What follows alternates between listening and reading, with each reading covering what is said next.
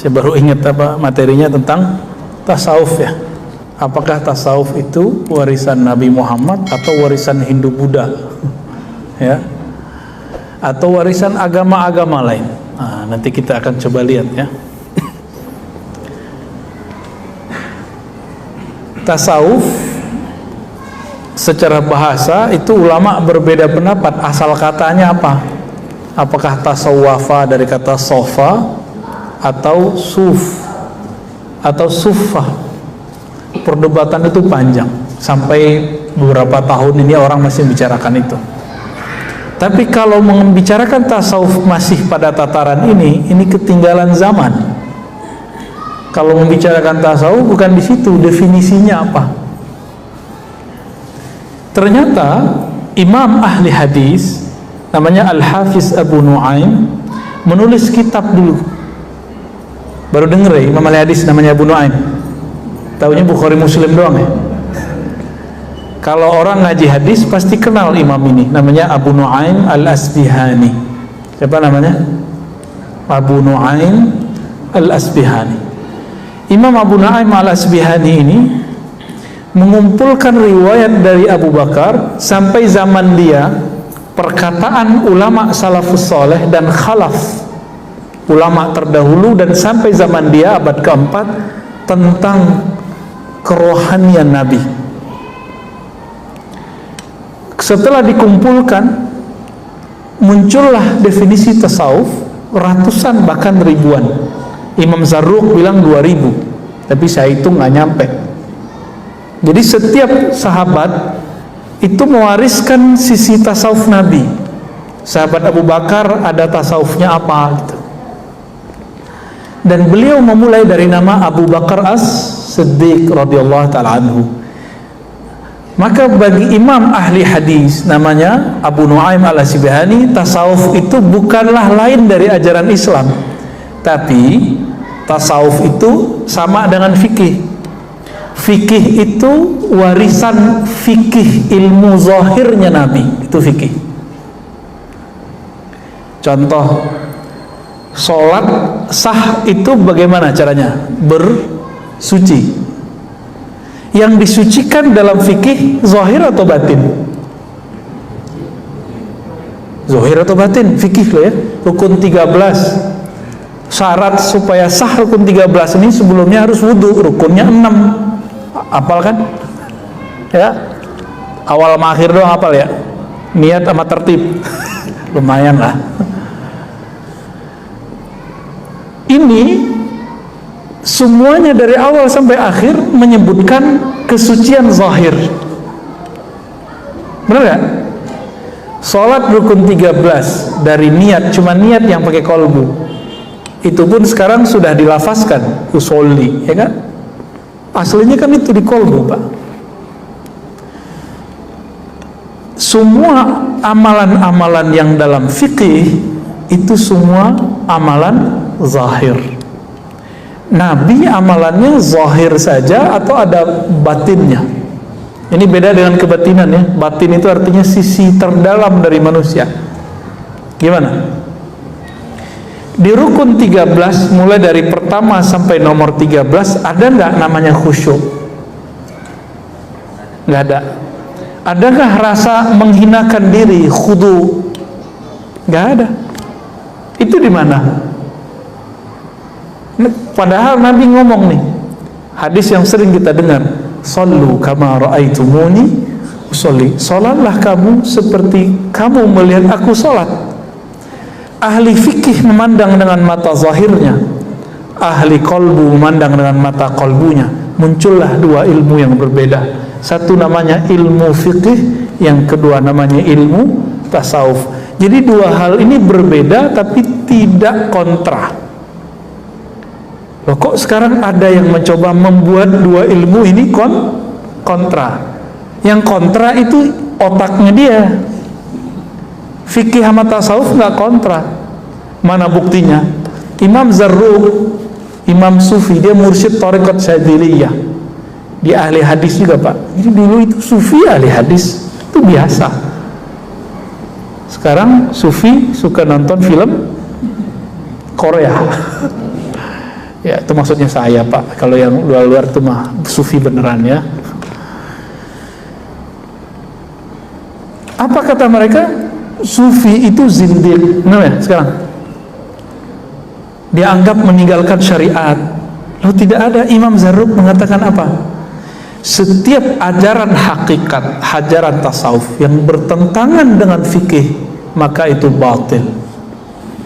Setiap ajaran fikih bertentangan dengan ajaran hakikat, maka dia kosong.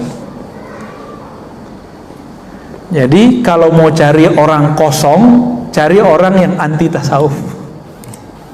Cari orang zindik, cari orang ngomong tasawuf tapi nggak mau bersyariat.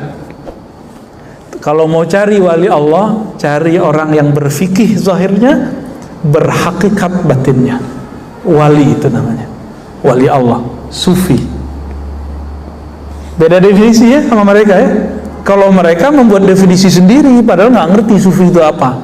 Apa kata mereka? Sufi kalau udah tinggi nggak sholat. Oh, mana ada sufi begitu? Ya, itu mah sufinya Cang Nandar ya. Nggak ada sufi begitu, nggak ada. Ya. Sufi kalau udah alim, udah kasyaf, nanti kerjaannya baca isi hati murid, ya itu mah kasyaf. Nggak mesti, ada yang bisa begitu, ada yang enggak. Itu nggak ada urusan.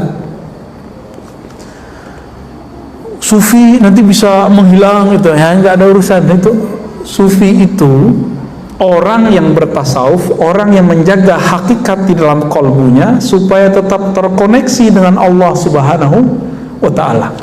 Tadi Bapak ini dari takbir sampai assalamualaikum badannya di sini. Ya. Iya ya. Tapi sebagian pikirannya nggak di sini. Jujur aja, Pak. Jujur aja, ngangguk aja udah, saya tahu kok. Karena saya juga begitu. Untungnya kita dikasih zikir sama guru, dikasih ma'rifatullah sama guru, diajarin cara mengenal Allah lagi sholat. Maka ketika pikiran pergi, diambil sama kolbu, kamu ingat Allah.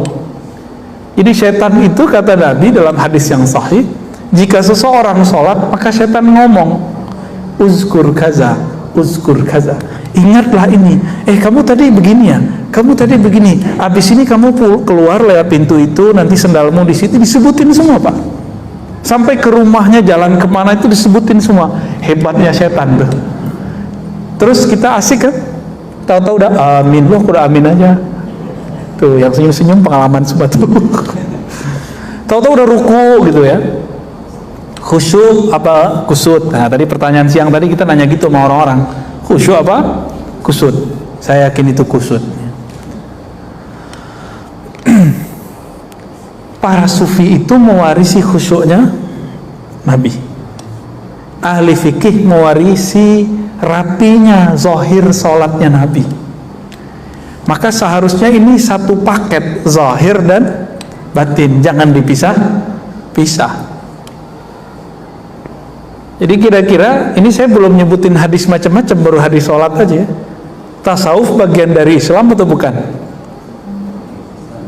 Ya, bagian dari Islam atau enggak? Warisan Hindu Buddha atau apa? Emang orang Hindu Buddha ada bertorikot? Ada nggak orang Hindu Buddha zikir la ilaha illallah kencang-kencang? La ilaha illallah. Wah, Buddha dari mana? Syiah. Emang dia pernah datang ke Iran? Orang Syiah gitu zikirnya. Orang Syiah kalau zikir ya Ali ya Husain sampai mukul-mukul badan. Kalau tarekat enggak. Dia berzikir la ilaha illallah, memukulkan kalimat itu ke dalam dirinya. Kalau orangnya suka ngerok Pak, itu zikirnya kenceng.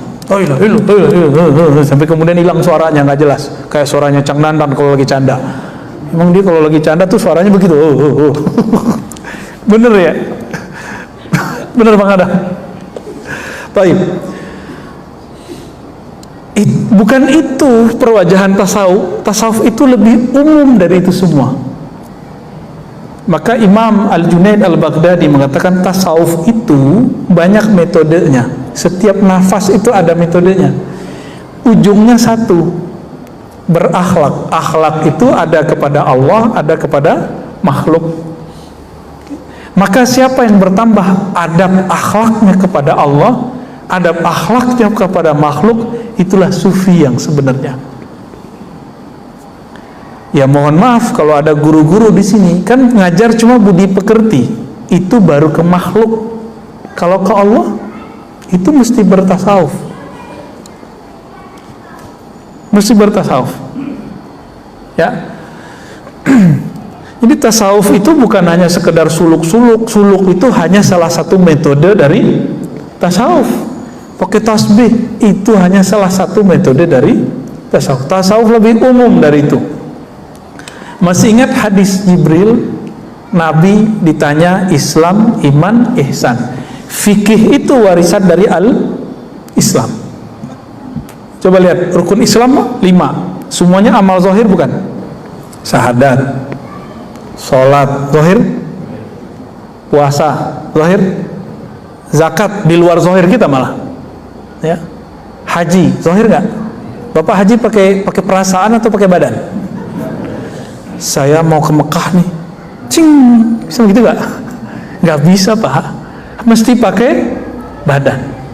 Saya mau zakat pakai hati, bisa nggak? Ustadz, saya cukup puasa lidah, puasa lisan, bisa nggak? Nggak bisa, mesti puasanya lahir batin. Karena ini lahir, turunlah namanya hukumnya, hukum fikih. Maka kalau belajar hukum yang ada di rukun Islam nggak lewat fikih, nggak sah fikihnya. Nanti bisa aneh. Muncullah di Jawa Timur dulu orang kalau sholat, dia sholat selalu pakai sendal, karena dia baca hadis, "Shollu ala ni'alikum." Sholatlah kamu pakai sendal, pakai tarompah, ya, benar namanya gitu. Itu mereka pakai sendal Pak. Jadi aneh nggak? Kenapa? Nggak belajar fikih belajar hukum Islam lewat fikih. Sama, ada orang ingin mengenal Allah, merasakan khusyuk, tapi nggak lewat tasawuf. Muncullah, mohon maaf, buku-buku cara sholat khusyuk, tapi isinya nggak ada yang menyentuh.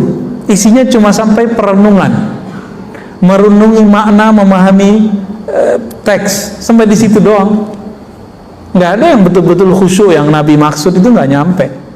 Tanya semua ustadz hari ini, hampir semua mengatakan khusyuk itu memahami bacaan. Mampus Bapak yang nggak bisa bahasa Arab. Ya, menakutkan khusyuk kalau begitu Pak. Pada berhenti sekolah, bukan berhenti sekolah, berhenti sholat. Bapak udah berapa tahun Pak sholat Pak? Dari kecil Pak ya? Udah 60 tahun.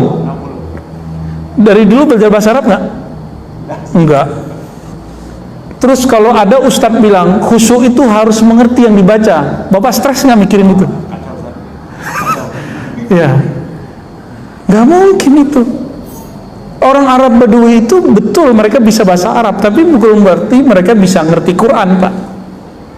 Mereka sholat aja. Maka Arab Badui itu lagi sholat ada yang meludah, ada yang mainin tangan, ada yang ada cincin diputer-puter kayak anak kecil. Kalau lagi duduk dia mainin pasir. Nabi ngurusin sahabat yang begitu-gitu Pak. Jangan dikira sahabat Nabi itu semuanya seperti Abu Bakar, Umar, Utsman. Ada yang badui. Ada datang ke masjid cuma kentut doang, pipis doang tuh ada. Itu Arab Badui. Nabi ngurusin orang begitu dan gak pernah emosi, gak pernah bilang, ente zindik, masa masjid dipipisin? Gak ada. Sekarang cuma beda Sayyidina sama gak Sayyidina, kunut sama kunut, gak kunut. Ustadznya pakai doa jamaah, nggak doa jamaah, itu rame di masjid. Mana akhlak nabinya? Ya, maka ada ilmu yang ketiga, ilmu kedua iman, ilmu ketiga namanya ihsan. Ihsan itu yang melahirkan namanya tasawuf. Di fikih ada metode ringkas belajar fikih. Bapak kalau saya suruh pelajari cara sholat, buka Al-Quran, ketemu nggak rukun 13? Nggak. Di situ ada bacaan usoli, ada nggak di Quran? Makanya mereka biar nyuci otak orang awam begini, kamu baca nih Quran hadis, nggak ada usoli gitu untuk batalin usoli. Emang nggak ada ya, dia aja nggak ada di Quran kok yang ngomong itu. Dibuka di Quran itu cuma perintah aqimus shalah, aqimis shalah, dirikanlah olehmu sekalian sholat, cuma begitu. Cara sholat di mana? Di hadis. Oke. Sekarang buka Sahih Bukhari, Sahih Muslim, ketemu nggak cara sholat rukun 13? Hadisnya nyampur-nyampur, Pak. Imam Bukhari nulis mawaqitus sholah, waktu-waktu sholat, satu bab besar. Habis itu kitabul azan, habis itu baru sifatus sholatin Nabi, bukan Albani loh ya, sifat sholat Nabi ala Imam Bukhari itu ada.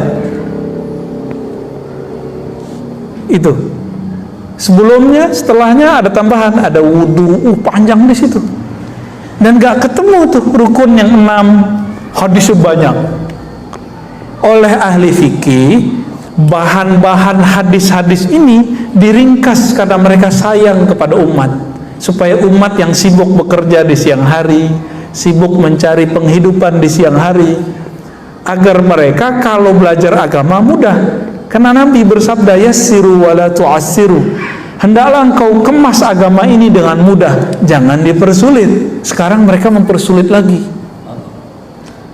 padahal Nabi suruh mudahkan. Apa kata mereka? Nggak boleh ikut imam, langsung aja ke Quran dan Sunnah. Kan mampus tar murid-muridnya. Dicari di situ bab niat, di mana ada bab niat, Pak? Bapak lihat di Quran nggak ada bab niat di sini, nggak ada, Pak. Surat Al-Maidah ayat 6 tentang wudhu, nggak ada bab niat di situ. Tapi kalau ahli fikih baca, ketemu dia di bagian mana tersiratnya kata niat. Dibaca hadis tentang niat umum, innamal a'malu bin niat. Tapi kenapa hadis ini dijadikan bahan nomor pertama setiap amalan? Rukun sholat, rukun puasa, rukun haji, pertama pasti niat, ya kan? Padahal tidak ada tuh di ayat puasa, kutiba alaikumusiyam, mana niatnya di situ? Ketemu di hadis, Nabi nggak bilang niat. Nabi mengatakan malam yubayit lailan fala siyamalah. Siapa yang tidak tabyid, tabyid itu artinya secara harfiah bayyata yubayitu, menetapkan, menginapkan, macam-macam ini artinya ya. Ulama kita mengartikan meniatkan, maka muncullah bab situ wajib niat puasa. Dari hadis itu maka ulama kita menganjurkan para imam setiap malam mengingatkan umat, watawasau bis bil haqqi watawasau bis sabri. Tapi sama kawan kita dibid'ahkan lagi, ya enggak? Kan repot begitu. Padahal ini memudahkan umat, seperti dulu Umar memudahkan umat, Imam Syafi'i memudahkan umat, dan itu berkembang terus sampai akhir zaman. Jadi kira-kira kalau kita kembali lagi langsung ke Quran dan Sunnah, itu cara sholatnya nanti jadi amburadur nggak? Pasti amburadur, Pak. Nah, cara belajar fikih itu lewat mazhab. Lalu cara belajar tasawuf pakai apa? Ada namanya metode juga, disebut thariqah. Nah, thariqah ini ada yang formal, ada yang tidak formal. Yang formal itu seperti thariqah Naqsyabandiyah, tarekat Syaziliyah, tarekat Qadiriyah, itu formal. Formal itu gini, kayak sekolah, ada pimpinannya namanya mursyid, ada asisten gurunya namanya khalifah, muqaddam, wakil talqin, ada muridnya namanya salik, ada tempat sekolahnya namanya surau atau tempat khalwat, zawiyah, ribat. Apalagi ada kurikulumnya, maka zikirnya dimulai dari A sampai ke apa gitu, kayak sekolah.